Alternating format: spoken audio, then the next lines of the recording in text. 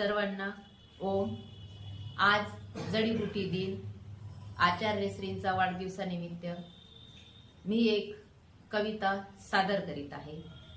निसर्ग दिसतो जणू सौंदर्याची खान, निसर्ग दिसतो जणू सौंदर्याची खान, सर्वत्र फुलली धरतीवर हिरवळ दाट, सर्वत्र फुलली धरतीवर हिरवळ दाट. बघुनी हे अलौकिक दृश्य, बघुनी हे अलौकिक दृश्य, नयन होती दैदिप्यमान, नयन होती दैदिप्यमान.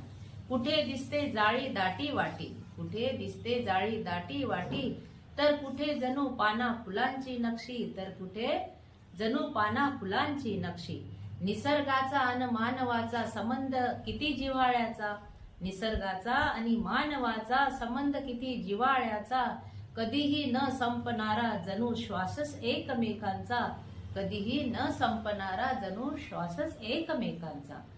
प्रत्येक वनस्पतीत आहे गुण वेगवेगळा, प्रत्येक वनस्पतीत आहे गुण वेगवेगळा. कुणात दिसते सौंदर्य वरून, तर कुणात आतमधून, तर कुणात आतमधून.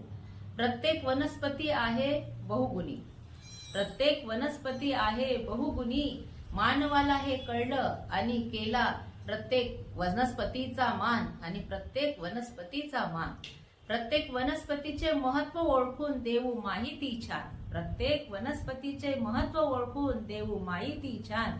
आचार्य श्रीच्या वाढदिवसानिमित्त आयुर्वेदाचा करू प्रचार प्रसार संपूर्ण विश्वात, संपूर्ण विश्वात.